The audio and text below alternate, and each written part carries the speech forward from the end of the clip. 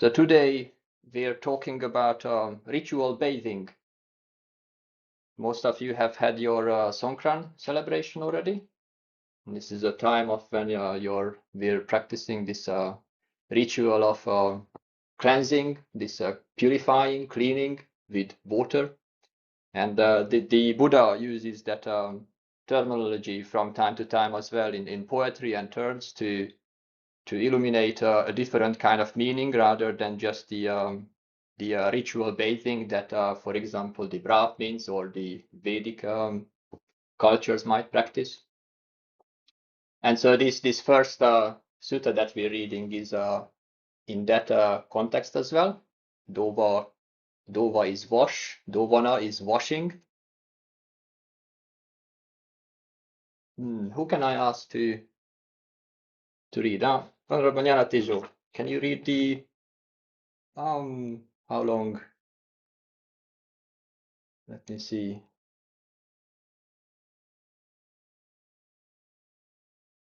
Okay, just read the first read until Sangvatanti Nibbanaya Sangvatanti at the beginning of the first paragraph.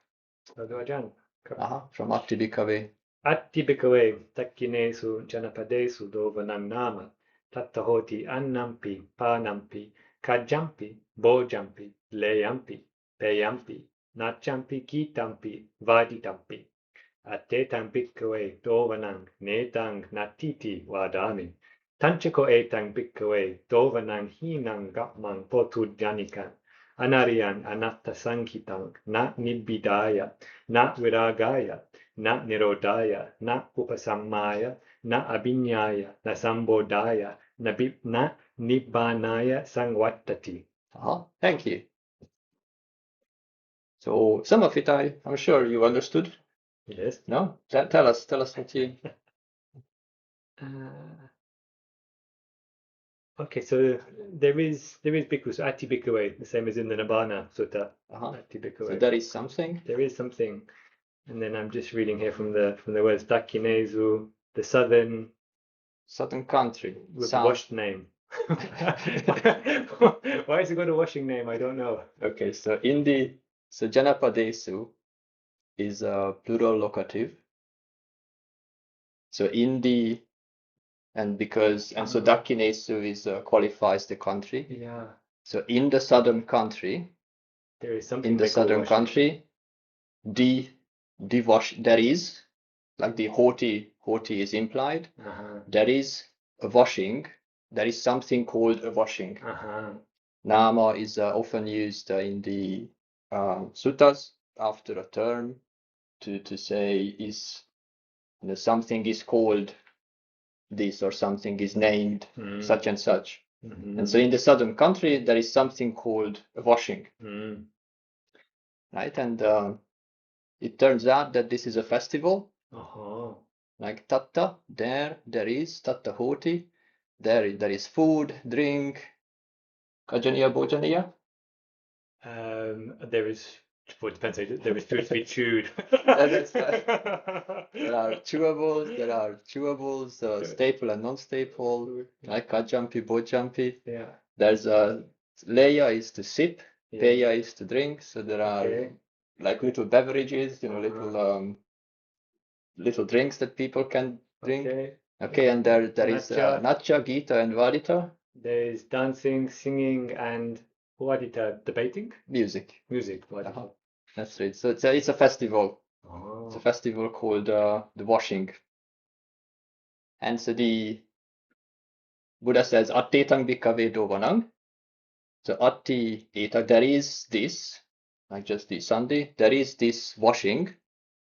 He says, this is a very idiomatic but awkward English way of in the scriptures, that this double negation is what is stated. He says, I don't say that it is not.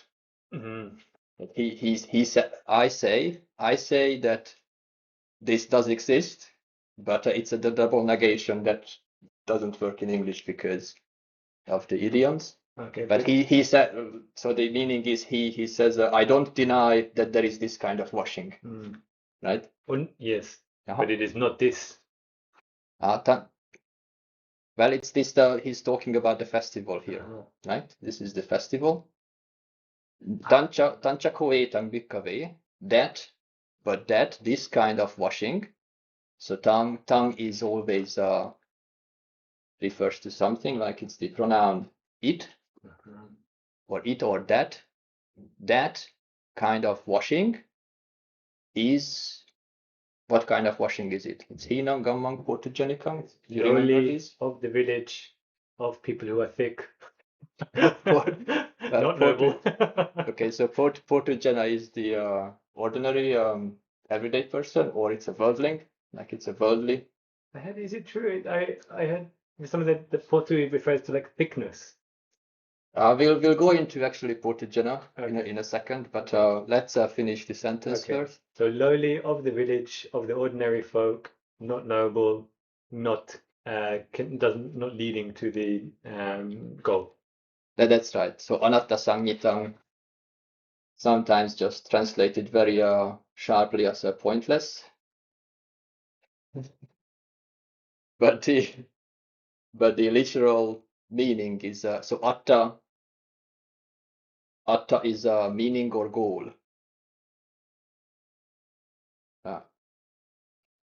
Atta is meaning. Sanghita is connected. Yes, like the Sanghita Nikaya. And so the Anatta Sanghita means that this is not connected to the meaning of the teaching. This is not connected to the goal of the teaching.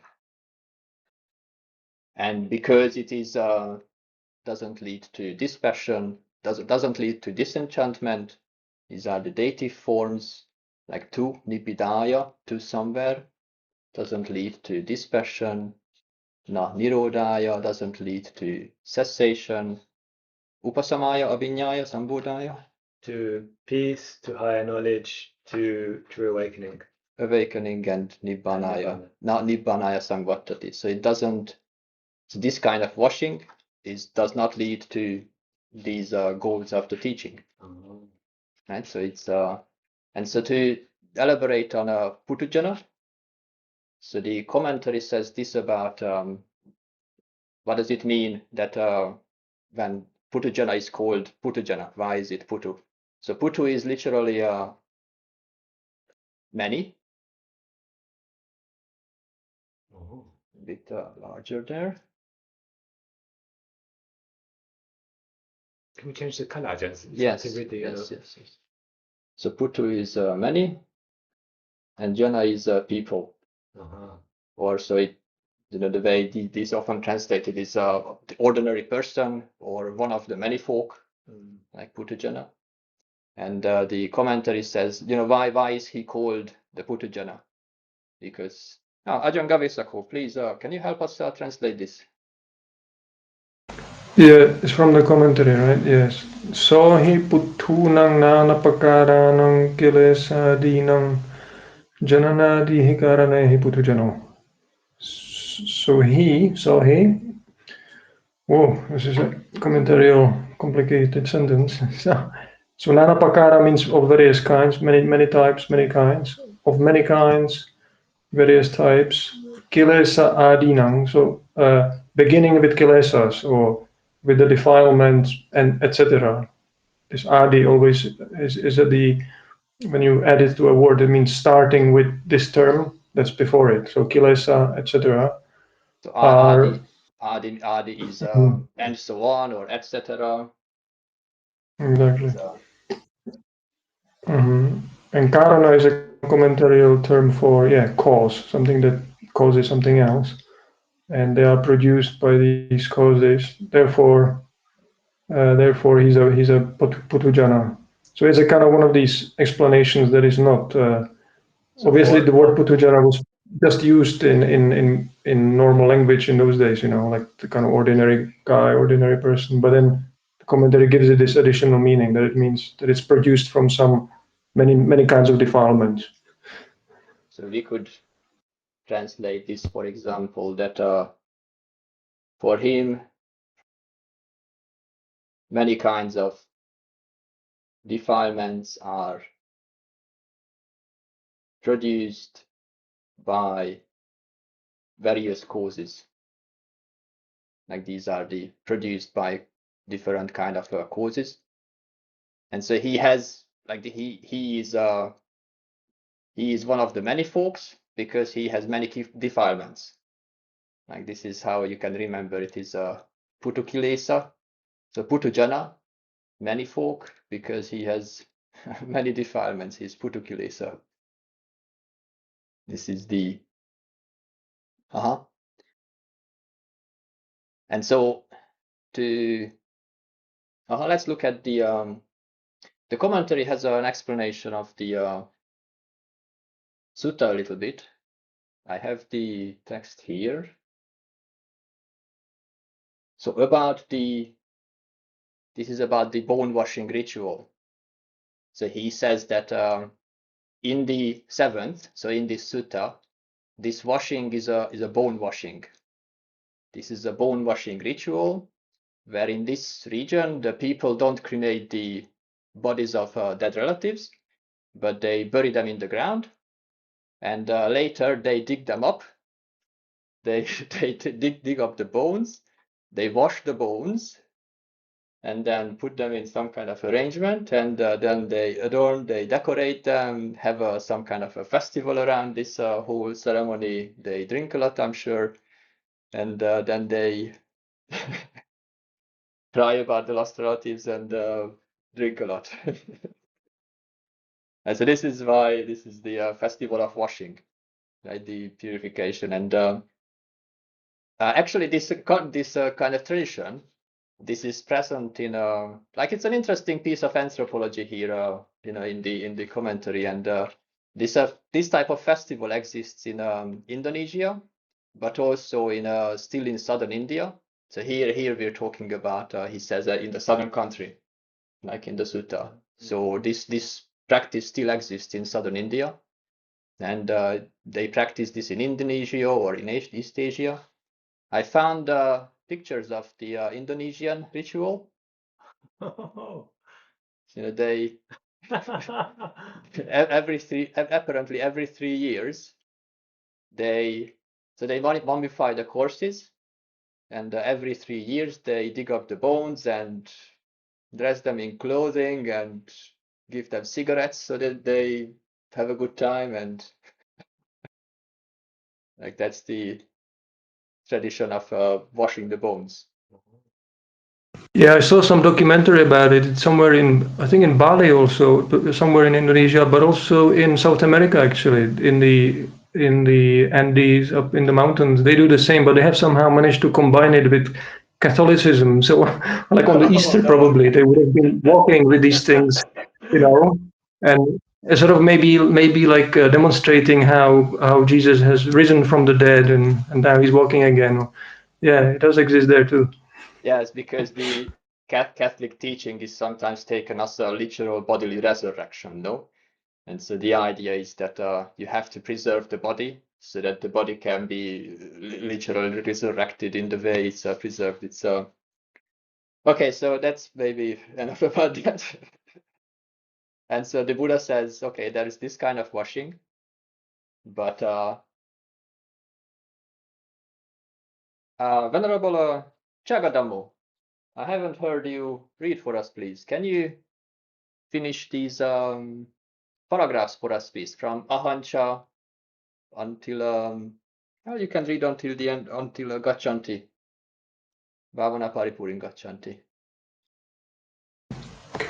Ahanchako bhikkhave aryang dovanang desasami yang dovanang ekanta nibbidaya samvatati yang donavang agamajati jara maranadhamma satta maranena parimuchanti katamancha bhikkhave aryang donavang Samaditi kasa bhikkhave micchaditti nidota hoti. Ye cha micchaditti pachaya cha aneke kusala dhamma bhavana paripuring gachanti. Was that it? I think I skipped one. Oh, I skipped one. Sorry. Never mind. Maybe it's enough. Maybe we start. We start in the beginning. Aneke papaka akusala dhamma sambhavanti te kassa chassa nidota honti. Sammaditi pachaya che aneke kusala dhamma bhavana paripuring gachanti. Sadhu, sadhu. Thank you.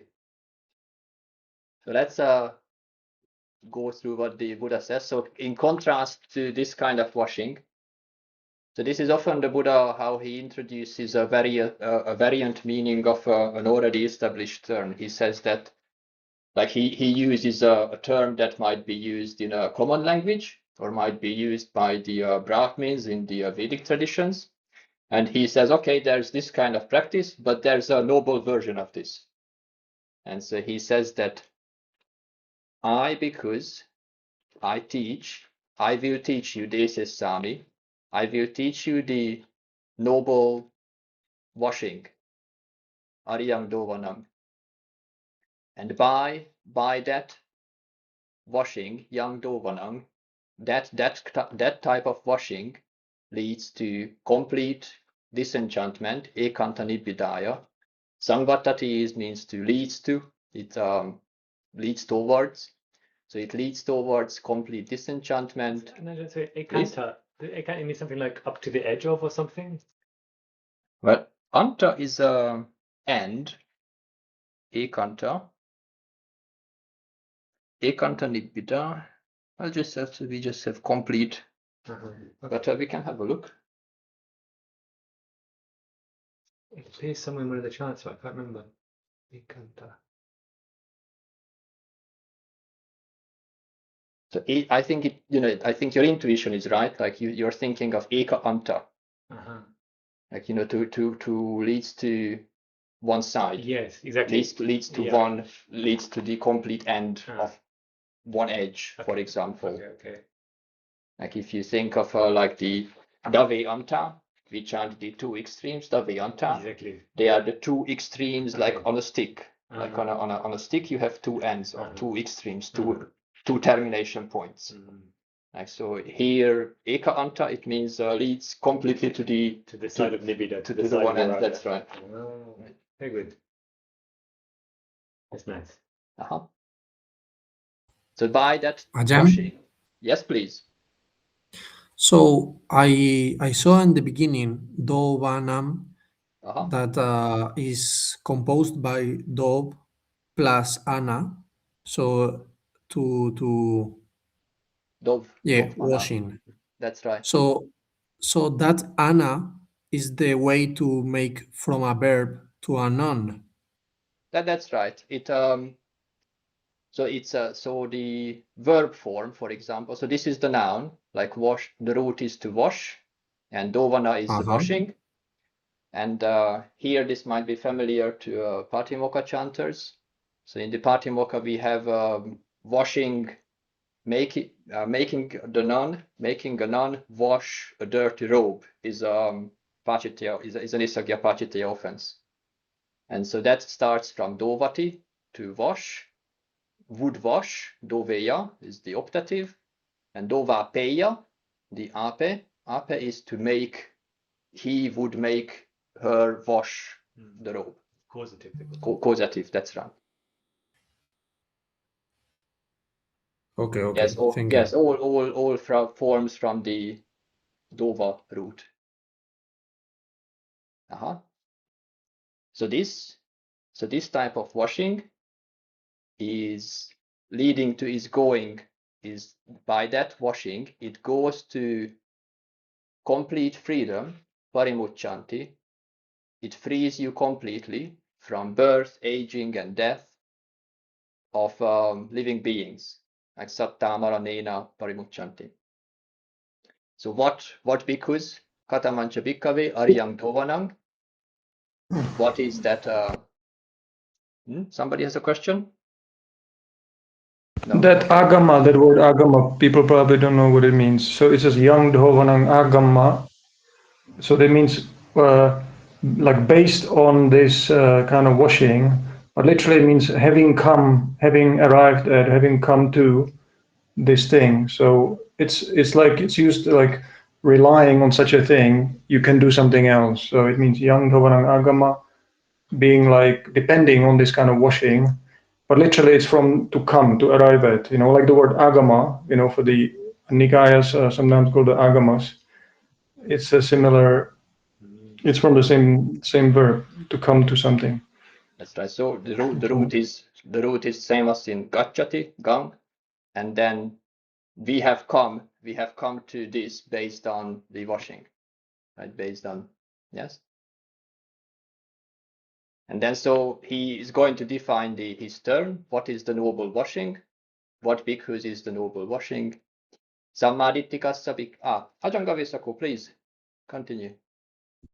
Sammadittikassa means for one who has right view. So sammaditthi is the right view, and then sammadittika is a person who has the right view, and the assa, it tells you that it's either a genitive or a dative. So in this case, it's the dative, like for one who has right view. For one who has the right view, because micchaditi nidhota hoti. The wrong view, micchaditi, becomes hoti, nidhota. Nidhota is like washed out. Washed away or washed out. Yeah, so you clean away the wrong view by means of the right view.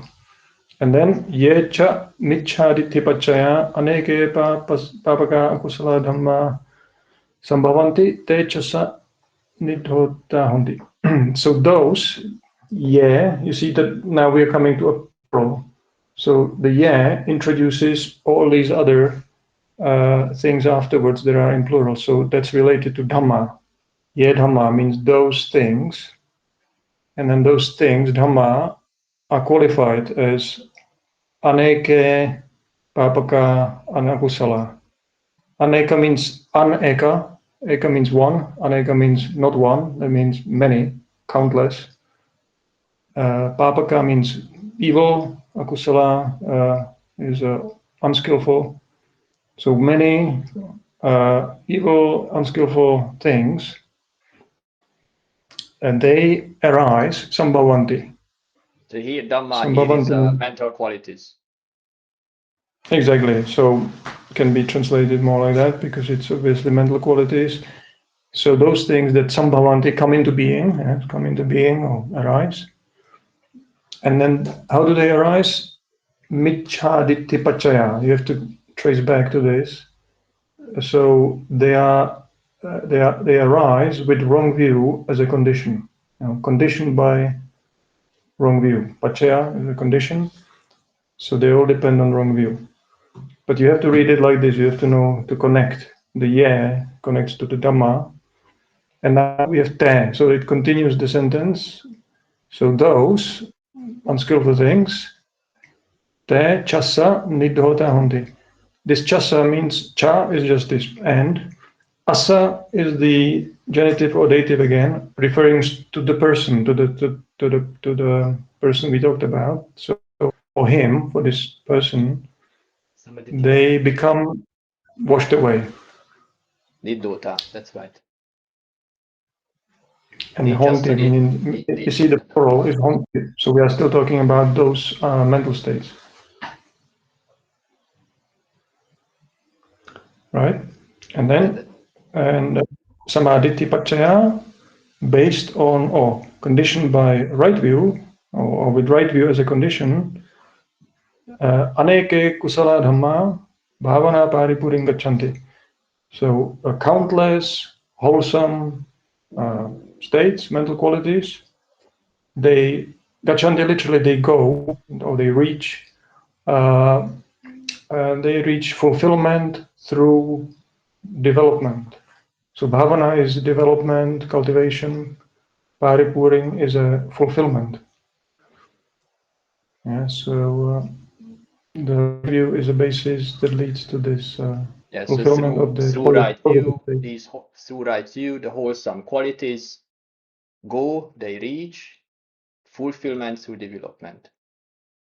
That's right. And so he continues with the same formula with the other factors of the path. So Samma Sankapassa Bhikkhave, Miccha Sankappo Niddhoto, so through for one with a right intention, the wrong intention is washed away. Samma Satissa, Samma Samadhissa, and we come to the end of the regular eightfold path with Samma Samadhi, but then it continues. He is going to talk about the tenfold path here. So Samma Jnanissa Bhikkhave, Miccha Jnanam Niddhotam Hoti. So for one with right knowledge, wrong knowledge is washed away. And for one with right freedom, with right liberation, wrong liberation, wrong freedom is washed away. Ajahn Gavisako, would you like to comment on this is interesting. extra? I have the definition here from Majjhima Nikāya 107. Samma Jnana and Samma Vimukti.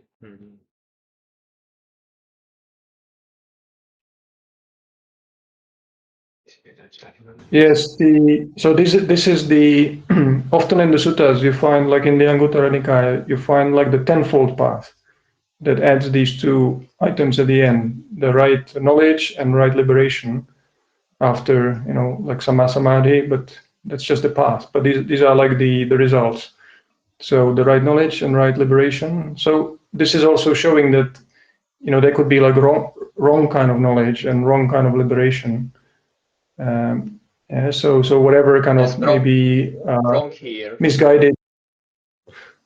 Wrong here means it's not connected to the goal. So there is some type of knowledge that is produced, but it's not connected to the goal of liberation, complete liberation in the Buddha's teaching. Yes, yeah, exactly. So could be some kind of liberation in the sense of some kind of meditative state, that is maybe very blissful or very expensive, but it's actually not the full liberation that he's talking about, right? And then you mean this sentence here about the atanga samanagato sekho, dasanga samanagato araha. So that's a definition. Yes. Exactly. So it's from a sutta that is more like providing a few more definitions. So it says sekha, meaning the one who is in training. So from Sotapanna onwards, from the stream enterer, like you have the full eightfold path, you're actually working on it. So you are atta anga samanagato, 8 factors and endowed with. So you are endowed with the 8 factors. That means of the path factors. Then you are one who is in training. And then dasanga samanagato araha hoti. 10 factors endowed with dasa anga, you become an arahant. That's the definition of an arahant, who has completed the path. Yes, the way to read this is that when the eightfold path is fulfilled to its complete development, then the result is right knowledge and right liberation. And so that's how the arahant is said to gain those 2 extra factors. There is a term they used, some of the Thayajans, when they refer to this like moment or liberation, it's called the magga samangi. So like is the factors of the path coming together. So sama anga, magga samangi they call it. It's from some commentary, I'm sure, but it's like, yeah, exactly like that. So it's like coming together of the path factors, and that would define the arahant.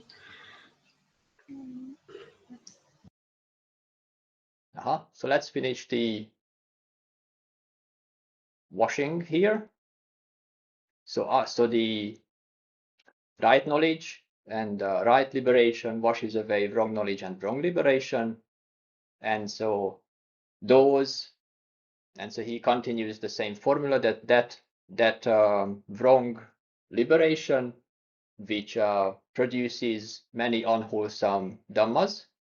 So there can be a sense of like Ajanga Vesako said, there can be expansive states that are very pleasant, so to speak, that are very pleasant, but they are still producing unwholesome mental qualities. And so they are not the liberation, they are not the kind of knowledge that the Buddha is teaching. And so those are washed away by the right liberation, which produces wholesome mental factors which come into fulfillment through development. So idam kotang bhikkhave ariyam dovanam, this bhikkhus is the noble kind of washing. This is the noble purification. So next one, I was going to read from the Sutta Nipata.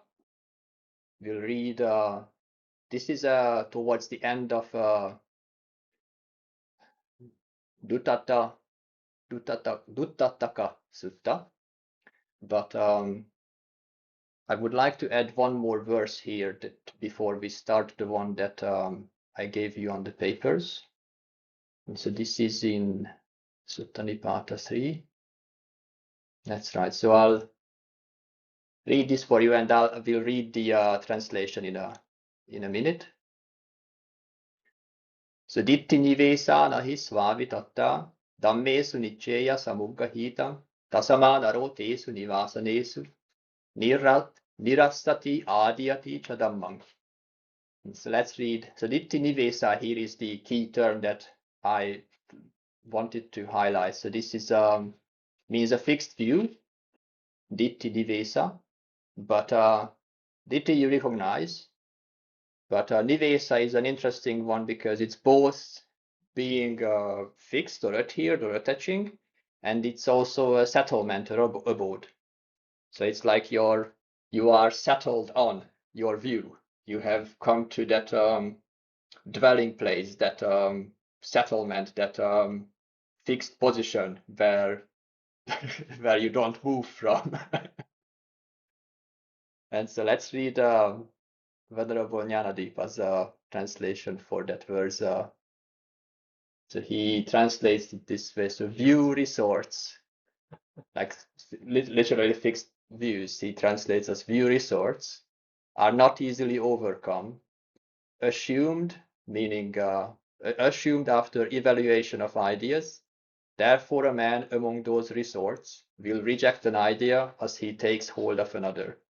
So, and you can recognize this process, how it happens in the mind. You produce some kind of a view through deliberation and thinking, and then that view becomes a fixed idea for you, and based on that you're going to reject everything else. Like that's how it becomes a fixed abode, a settlement. You're settled on that view. And so let's like this is the verse here, ditti nivesa. So let's continue.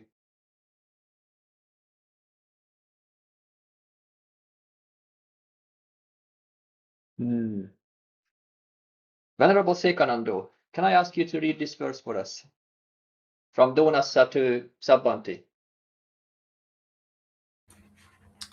Donasani nati kuninchiloke papapita diti bawan bawesu mayancha manancha pahaya dono sakena gachaya anupayoso.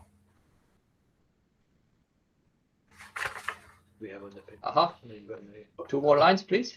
Upayo hi damesu upeti wadam anupayayam kena katam wadeya ata nirata nahi tasa ati adosi so ditimidewa sabanti. Thank you. So to go through the verse here, so Dhona, you recognize again from the root for washing. So for the here in the translations, this is often translated as one who is pure, like one who is purified, one who is clear, one who is cleaned or washed. But so if you remember that the root is from do, then pure here means somebody who is been washed, and it's a word, it's a play on the word, like somebody who is ritually bathed, ritually washed. So for somebody who is pure, but here the Buddha means pure, washed in the noble way of washing. And for him, nati, there isn't in the world anywhere. So loke, locative. So in the world, nowhere or anywhere in the world, there isn't established views, pakapitta. So imagined, fabricated views. Pakapitta is more like produced. No? That's right. Produced, fabricated. So fabricated views, pakapitta ditti, bhava bhavesu. So recognize bhava from becoming, but here this is more like a state of existence. So the double of the word means just very many or plural. So states in plural of existence. The locative, so it's in states of existence, or In existences. So for him, there aren't produced fabricated views about. Like locative is often translated as about states of existence. Mayancha, manancha. So maya here is from illusion or deceit. Like if you take the Sanskrit texts, the Vedic text will take maya usually as the illusion, like a conjurer's trick. But here deceit plays well with the translation of mana, because mana is conceit. And so for him, deceit and conceit has been abandoned, pahaya.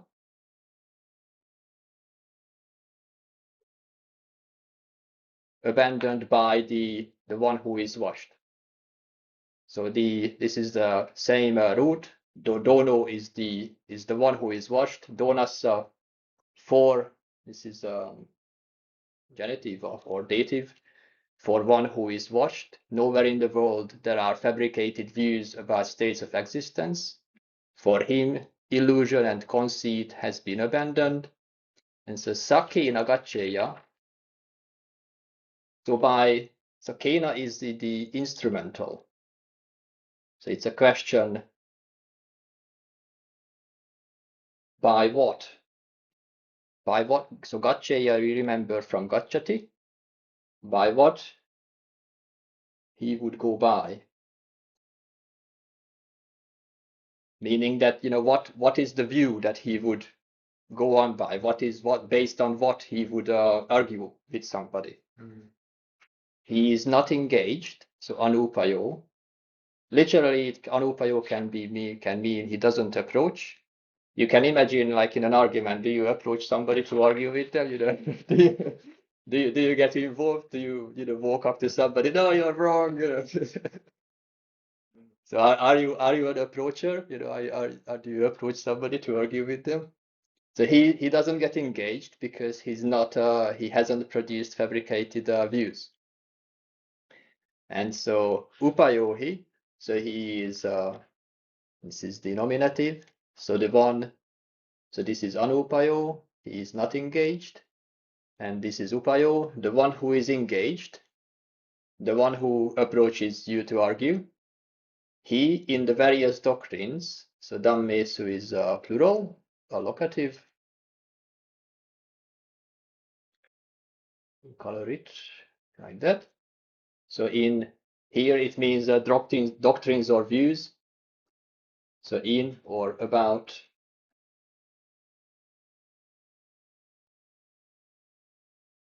So the one who is engaged in various doctrines, he gets involved in the argument. He gets involved in arguments. But the one who is not engaged, anupayang, kena is by what, and kata is how. By what, how he would argue. If you haven't settled on any view, then by what would you produce an engagement? How would you agitate him? Maybe Katang could be from Katha actually. Katang Vadaya could be, he would be like engaged in a talk, as in talk in this case. I think is Vadaya is speak, or argue, and Katha is like a discussion. That is so right. How would he? Kata is both the interrogative, and it's so it can be how as in the interrogative, but it can also be a talk or a speech if it's a noun. This is what you mean, no? Exactly. Yes, that's I think so, because I think here it would be strange to have those two, Kena and Katha, after one another. So it's how could he see it like by what and how he would argue. It's like the same two interrogatives, but it's like the way you read it is by what he would give a speech, by what he would argue about a talk, or by what he would give a talk. No? Exactly, because the word katha can be like in Dhammakatha, Dhamma, a talk about Dhamma, but if it's by itself, it can often mean some kind of like a verbal argument. That's right. Either way, so in the next line, atta here is not the self, but here it comes from ada, to take, to grab, and so taking up, or the opposite, or throwing away, for him there isn't. Nahitassa ati. So for him who is not settled on a view, who hasn't produced ideas about states of existence, for him there is no taking up and there's no rejecting. So he has shaken up. So this do here is the same as dutanga, maybe you recognize. So he has shaken off, he's removed all views related to this world. Ida is literally here, but usually it's a reference to this world. Let's read. There was one question here. Then Chagadamo had a question about the upayo. Please. Oh yeah, I just thought upaya was related to skillful means, but it's not even remotely close to that. I just wondered how that's the case. Let's see. We'll need to look at the roots in the dictionary. So what you're thinking of is upaya, right? And in the meaning that is also as a way or method. It's a long A as opposed to like upaya, like from upeti. Upeti. And keep that.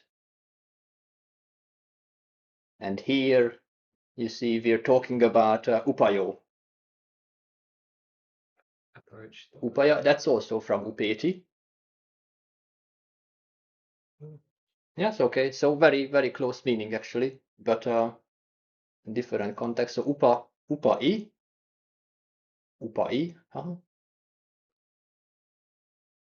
Yeah, your question is, I think, justified, but apparently based on the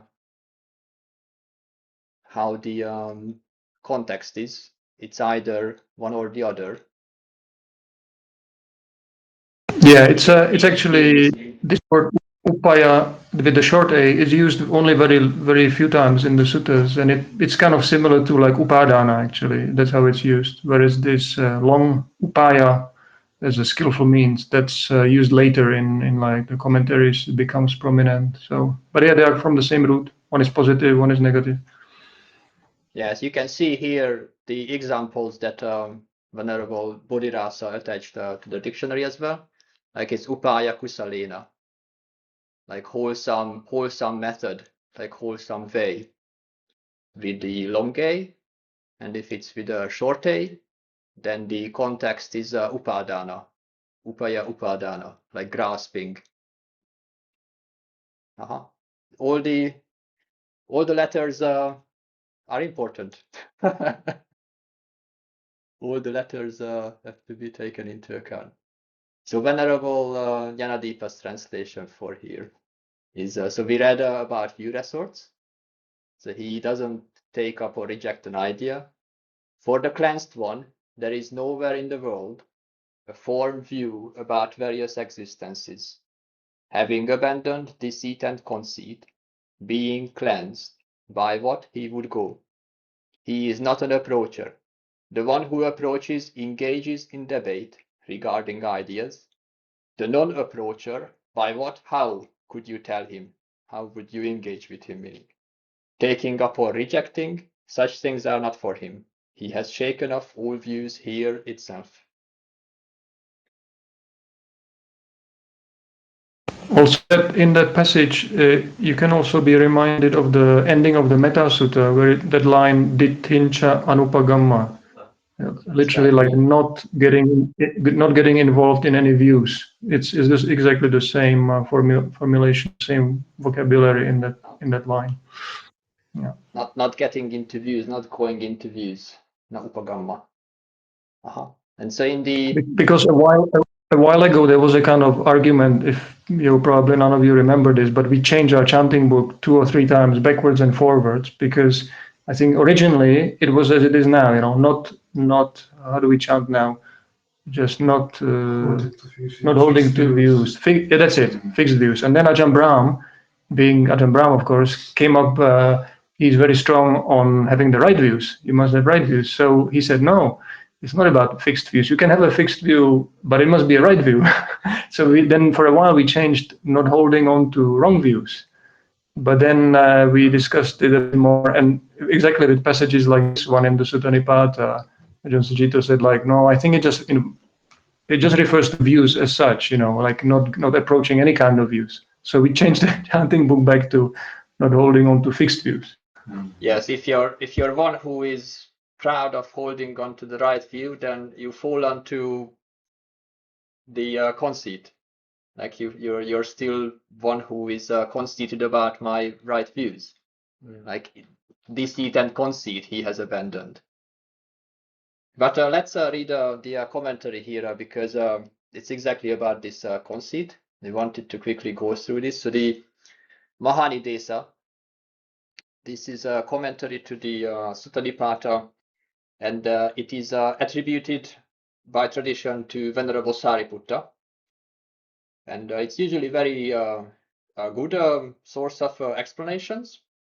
So it's not like the different type of commentaries from the different ages, they vary in the nature of the comment that they are adding. Like in the Dhammapada commentary, for example, they are often attaching a teaching story to the verse that has maybe nothing to do with the original circumstances of the word, or not even explaining the terms very much. But in other, like in Vinaya commentaries, the commentator will explain the meaning of the term or variations of the term. And here the Mahanidesa is in that term nature, is that he takes the terms and tries to illuminate the meaning by through exposition. And so here in the Mahanidesa about this section, he comments on the Dhona, but here we're still talking about somebody who is washed. But now he is a person who is washed, and so the metaphorical meaning, he is wise. Like, so he is pure, he's washed, he's wise. The washed is called the wise. Dhona vucchati panya. Why is the, and so he explains why is the Why is the washed? Why is somebody who is pure called the wise? Because through wisdom, through understanding, taya panyaya, the wrong, the bad bodily conduct, kaya duccaritam, is washed away. So through understanding, through wisdom, bad bodily conduct is washed, cleansed, purified, washed away, and so on. And so bad verbal conduct, vachi duccaritam, bad mental conduct, mano duccaritam, is washed away through understanding, through wisdom. And the same for all the kilesas, all the defilements, sabbe kilesa, sabbe duccharita, sabbe darata, so all anxieties, all fever. Fever here means sensual passion, all fevers, or all torture, like tapas, santapa, all agonies, and all sabba akusala abhisankara, sabba akusala abhisankara, all unwholesome mental fashionings and imaginations, abhisankara, thoughts, are washed away through that understanding, through panya. And this is why the washed is called, washed is the wise one. And then he, in the commentary, he repeats the same formula as in the sutta that we read in the Anguttara Nikaya, is that then the right view washes away the wrong view and the other factors of the path. And then there's a good explanation on conceit. Let me see. This is how the Mahanidesa. So this is how the commentaries work here. Is that there would be a verse that this is what was said by the Blessed One, Tena Bhagava, and then he has the verses, and then the commentary will highlight, what is it that he's going to comment on, and then there's an exposition. So the bold words are like the footnotes, and so he's going to comment on what is called conceit here, Maya Vucchati, and so the way he describes conceit, so mana, manoti, eka videna, mano, he will describe mana, conceit, according to, there can be one way of conceit, there can be two ways of conceit, there can be three ways of conceit, and so on. So eka videna is one type, or of one way of conceit. And if it's all unified, if it's all just one category, then ya chittassa unnati, that his mind is exalted, raised up like a flag. Unnati is raised up, but imagine like a flag is a flag is raised up, and so his mind is aroused, raised up, exalted like a flag. That's the conceit, like a banner, that this is who we are, this is what I am. Is like this is right.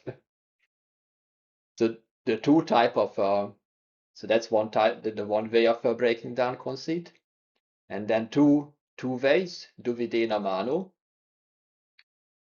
atta ukkangsana, attukangsamano, paravambana mano. And so this is either praising oneself, so praise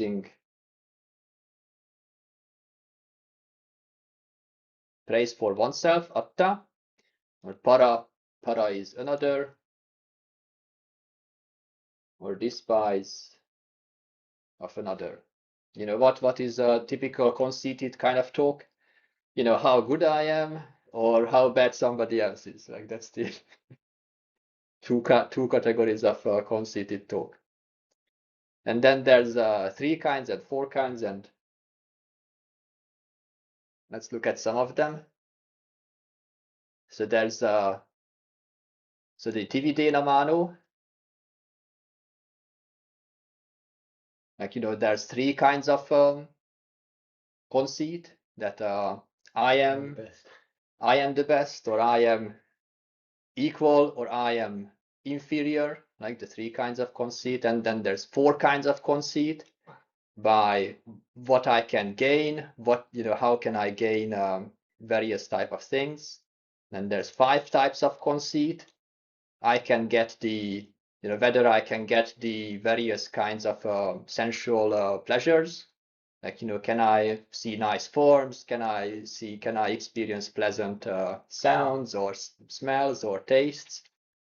Through that, one can gain a side type of a conceit, that I am so good that I have this lovely food. Six kinds of conceit based on the senses, like chakku, sota, gana, jiva, like you recognize through the senses. There's seven kinds of conceit. There's mano, there's pride, excessive pride, haughtiness, self-importance, and so on. There's eight kinds of. Okay, so he gets quite elaborate in the ways. And then there's 10 kinds of conceit. So what based on what one will be conceited, like that he will be conceited based on your birth, where was I born. And you can see, for example, in the societies, it's often there's a certain importance placed on your nationality. Like you should be proud of being born in this or that country, and that would be a based of a conceit.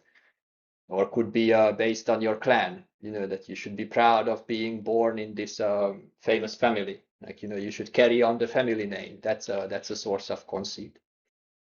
Like this is the same again, fact of being good in a good family, or your work based on what kind of occupation you have, and then this can be a wholesome occupation. You're a airline pilot, or you're a monk, and based on that you can gain you can develop conceit. Or through your learning, like through your study, like you're going to Pāli classes, and so you can be very conceited about your detailed exact knowledge of the suttas. Sutena is again what's been learned and what's been heard. Like this is all, recognize that all these things are going on in the mind, producing the conceit. And so he summarized it that yo eva rupo mano. So that is the type of conceit. These are all conceiving, imagining, manyana, manyati tattam. Unnati, so he's raised up, he's raising himself up, like unnamano, like here is like on a flag, like with a flag, he raises it himself up. Dajo is a flag, is a banner, and based on that, he is arrogant, and he desires prominence. He wants himself to be seen. This type of mind is what he calls conceit. And so mayancha manancha pahaya dono is that deceit and conceit has been abandoned in the one who is pure. That's a very good verse there. This is the kind of washing that we should be practicing. Okay, so let's do Jarāsutta, and also Sutta Nipata. This is another place where he uses the term one who is pure, one who is cleansed. Let me find the sutta here. This is the Jarāsutta, that's right. So we'll be reading the last two verses.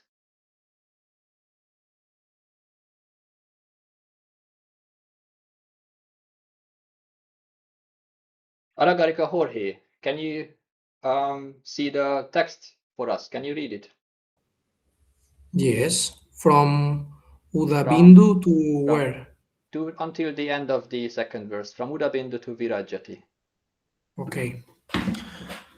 Udabindu Yatapi Pokare Padume Wari Yata na Limpati Evam Muni Napolimpati Yadidam Dita Sutan Mute Sowa Dono Nahi Tena Manyati Yadidam Dita Sutan Mute Sowa Nanyena Visudim Ichati Nahi So Rajati no Virajatiti. Aha, thank you. There's not so many common words here that you might recognize, but perhaps the Varivaha from the Anumodana chant you can recognize. This is this Vari here. Is when we chant Yata Varivaha Paripuranti, right? That's the same word Vari here.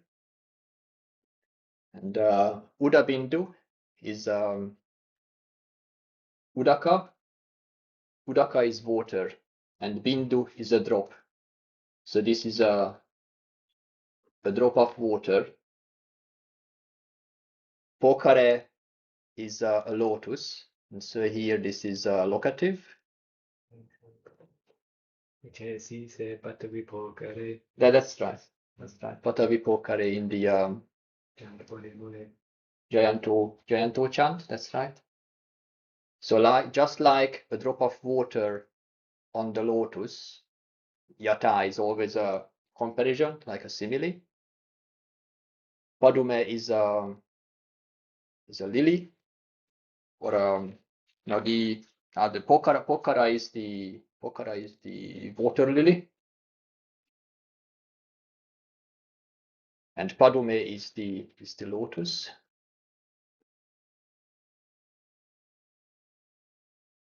So just like a drop of water on the lily, or like Yata, or like on the lotus, the water, like the lotus is rising out of the water, and the water does not stain it. Nalimpati. The water doesn't stain the lily or the lotus. That way, Evam Muni Nopalimpati. Muni is the sage or wise man. So this in the same way, Evam, the sage, is not stained, Nalimpati, Nopalimpati. Yadidang, namely, so by what he is not stained. Yadidang always gives the meaning. So namely, he is not stained by Duṭṭhaṭṭhakasutta mutesu. Ditta is seen, sutta is heard, and mutesu is known or cognized. So this is this way of breaking down sense experience is a common threefold category that is in the early texts. So instead of going through the iteration of the senses, for example, they will have this four-way of breaking down everything that is experienced. It's either seen, heard, or cognized. By that, the sage is not stained. It's no palimpati. And so the washed person who is pure, so he is pure, he is washed because the drop of water is not staining them. So someone who is pure, na hi tena manyati. Manyati is to imagine or conceive. So we talked about the mana, like we talked about the conceit. This is the same root, the man. So man conceive, conceit, as in the arrogance, conceive, imagination, these are all fantasies, right? Produced in the mind. It's the same connotation that and the na negates the tena, that there is, well, rather the, yes. So not manyati. He is not imagining anything by anything by what is seen, heard, or cognized. You know, do you imagine that somebody who is, you know, somebody who is other than the seen, heard, and cognized? You remember the Sutta. Like it's the same instruction, is that, you know, in the seen there should be only the seen, in the heard there should be only the heard, in the cognized there should be only the cognized. And so for him there is nothing by which something is seen, by which something is heard, by which something, right? There's only the pure consciousness, there's only the pure experience. So there's nothing by the seen, heard, or cognized. That's why he is pure. This is the profound meaning of being pure. So na anyena, and so for him, this is, so anya means other. Anya means other, and here this is instrumental, so not, so literally means not by other. Not by other. Ichati is to wish, to desire. And so not by other.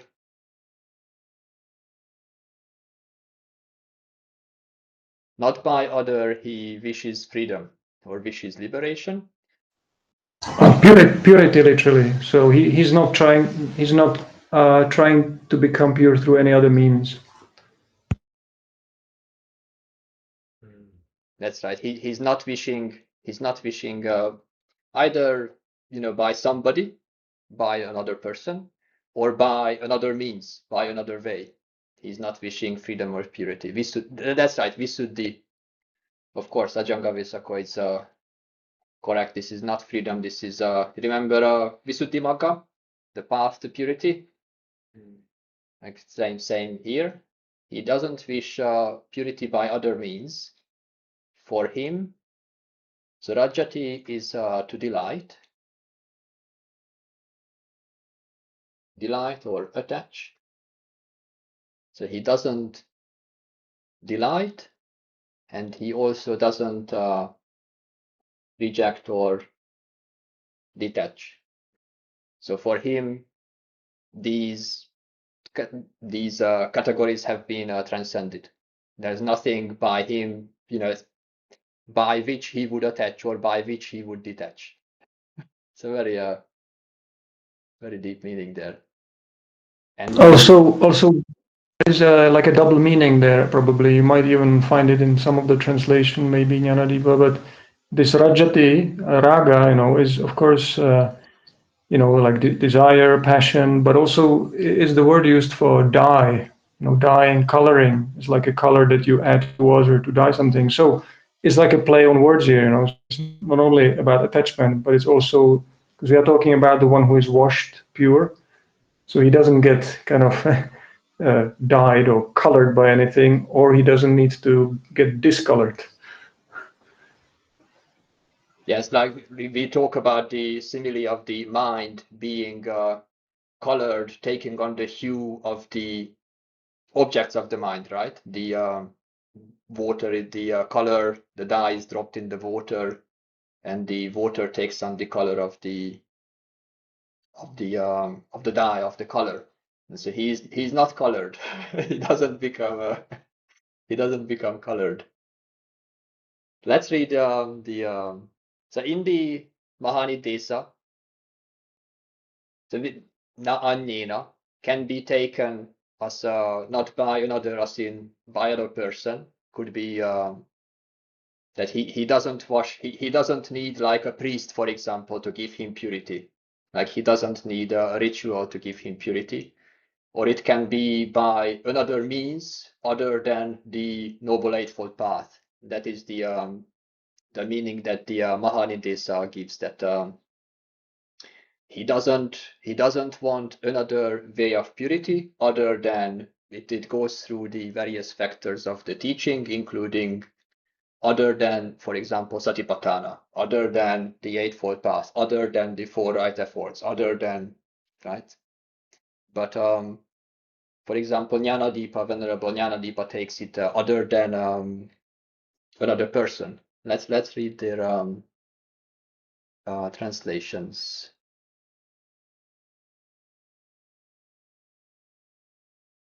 4-6.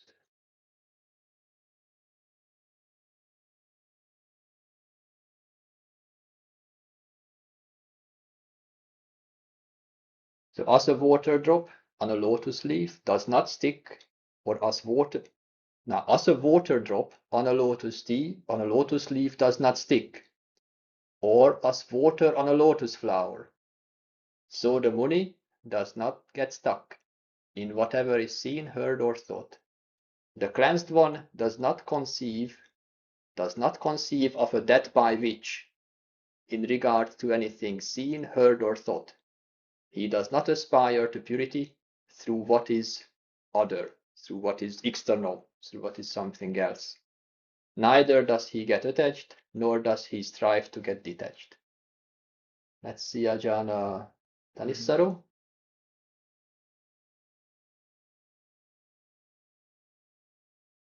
So Ajahn Thanissaro here, as a water bead on a lotus leaf, as water on a red lily, doesn't adhere, so the sage doesn't adhere to the seen, the heard, or the sensed. For the cleansed, he doesn't suppose in connection with the seen, the heard, or the sensed. In no other way does he wish for purity, for he neither takes on passion nor puts it away. Like I said, this is the way he reads it from the based on the commentary, that the Arahant has put away the passion already. He doesn't need to do it again. Ajahn Sujata also has a solution for this, I'm sure. So for him, like a droplet slips from a lotus leaf, like water from a lotus flower, the sage doesn't cling to that. The sage doesn't cling to that which is seen or heard or thought. For one who is cleansed does not conceive in terms of things that are seen, heard, or thought. They do not wish to be purified by another. He takes the personal. They are neither passionate nor growing dispassioned. So he takes virajati as liberation for nibbida.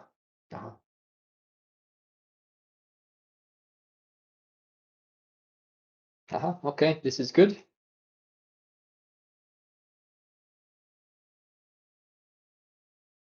This is what I had for today. Do you have any questions that you want to ask?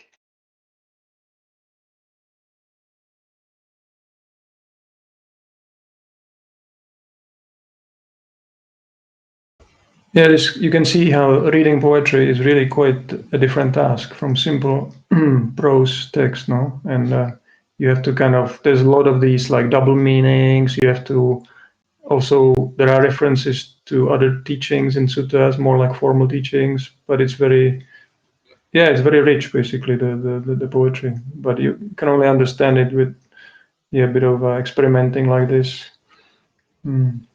Yes, and it's helpful to see sometimes like the commentaries are often very helpful.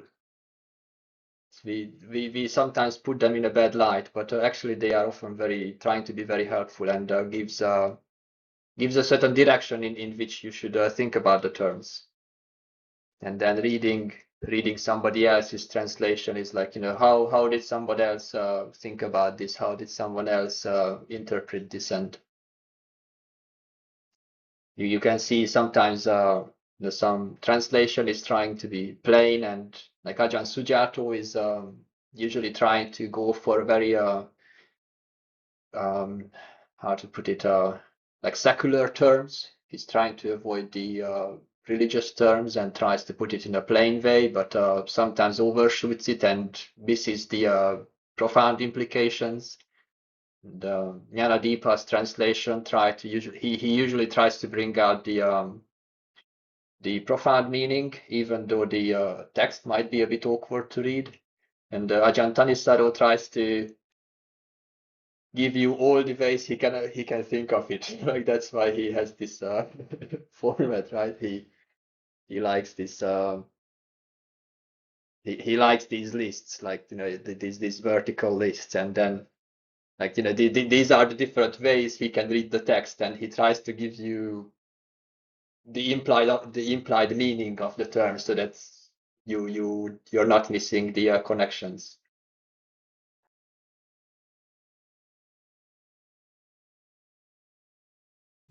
Ajahn, Yes, please.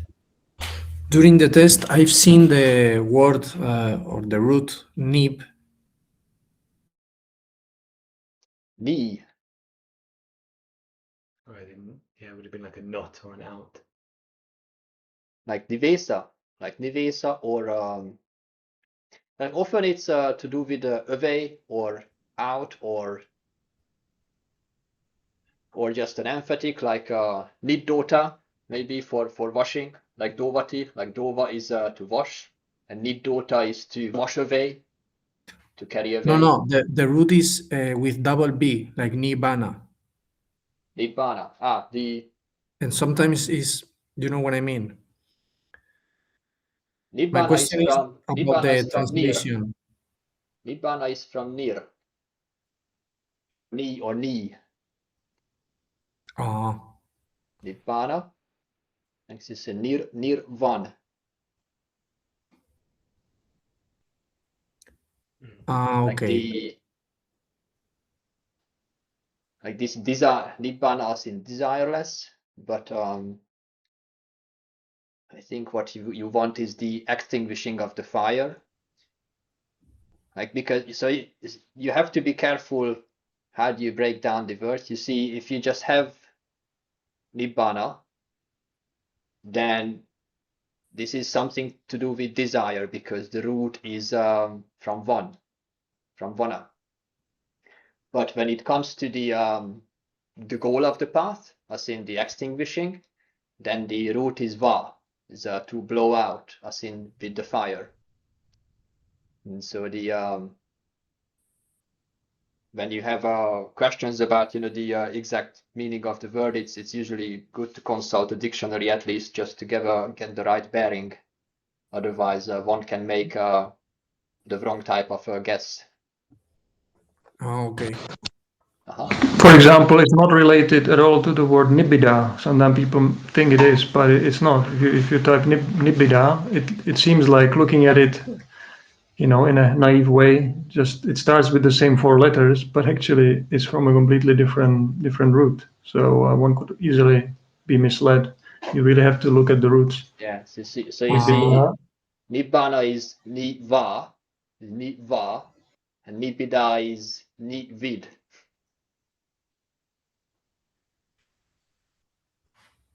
So ni-va or ni-vid, see, the root is different. Nibbida, as in the dispassion, this is what I meant. From not feeling. Well, disenchantment, right? Not having the great enchanted magical feeling that that is towards something.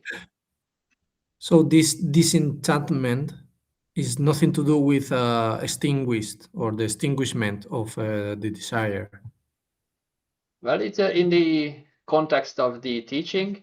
You see, it's usually comes in this list exactly how you see in the example here. Is that it leads to nibbidaya, viragaya, nirodhaya. That it leads to something. Like the practice leads to disenchantment, and leads to dispersion, and leads to cessation. And the way that list often continues is that it leads to nibbana. So they are okay. they are factors, they are aspects of the experience of gradual letting go and relinquishment as the path is being developed. Okay. So Perfect. they are not direct synonyms, but they are used in the same context to describe the practice of the path. And is there any way to see if in a previous root, these two words, Nibbida and Nibbana, it comes from the same or not? Ni vid, ni va. I think the two roots that we looked at is sufficient for that. Like, this is vid, ni vid, and nibbana is ni va, like to blow. Like these are two different ways of. But that V and a vocal, do you think if maybe it comes from a previous common root or not? I doubt it. No, I think that's trying to, like, roots and these constructed grammatical structures. These are not objects in themselves. They are not like abstract clear categories that exist in themselves. They are rather. I had a discussion with this with a venerable Bodhirasa once. He is the one who composed this dictionary that we're using here. We were talking about that grammar is categories that we're inventing to make sense of the statistical regularities and irregularities of speech. And so it's useful to refer to what is the root of a word, what is its construction, but it's a mistake to try to imagine that it's a sort of like a Platonic ideal that atoms of a word are combined into other words. That often leads to very misleading readings when you try to take it too literally. So at some point you have to depart from the grammatical analysis and just contemplate, what is the text trying to say? What is the meaning that it's trying to communicate? Okay. Mhm.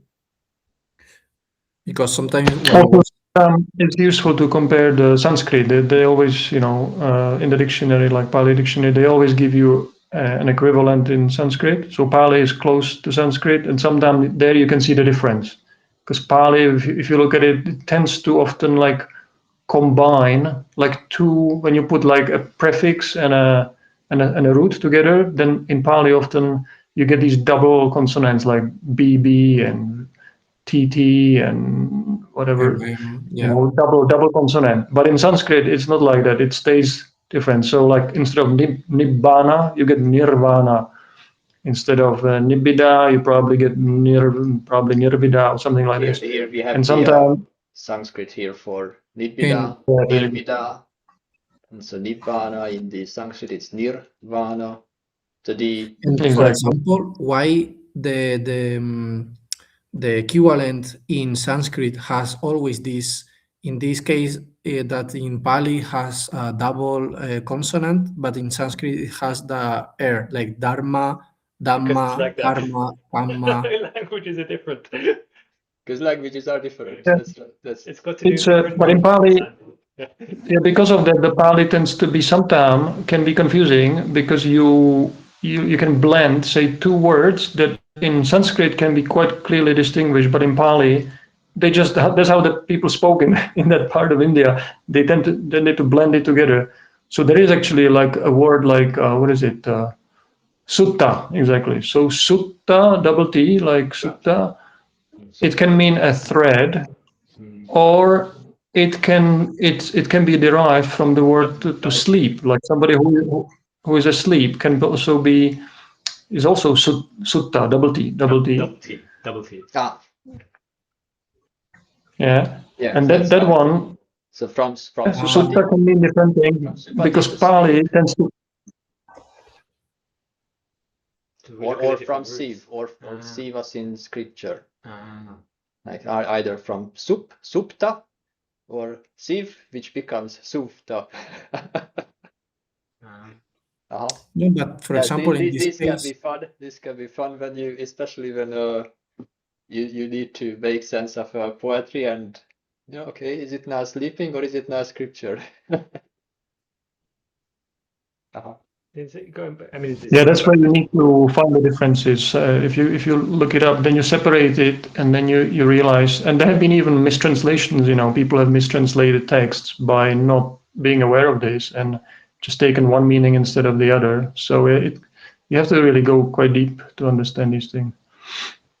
You wanted to ask something? No, really, it's slightly going back, but just was thinking about this strange line, the Dhona Nahitena Manyati.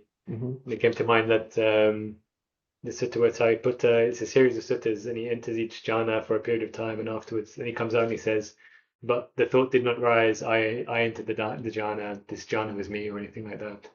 Like the thought is not conceived. Yes, No? yeah. He's He's like, the jhana happened, but the thought did not arise. I was in jhana. That's right. Yeah. Namanyati. Manyati is thinking, imagining, conceiving.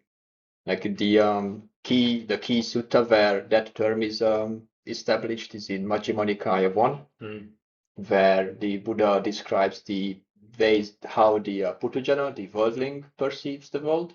He imagines earth as in like the solid object to be a real solid thing. And the trainer, he understands that, well, this is a arising and ceasing phenomena, so it's not real, but he doesn't quite get it yet, so he knows I need to train. I know it's not, but it sure seems it is.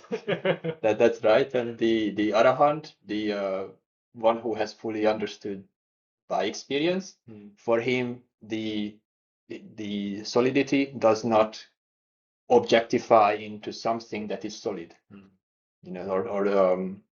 Yeah, that's right. Long list of examples there, but it's the same term used there. It's Manyati.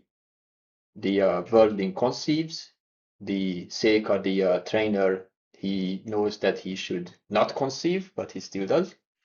And the Arahant does not at all.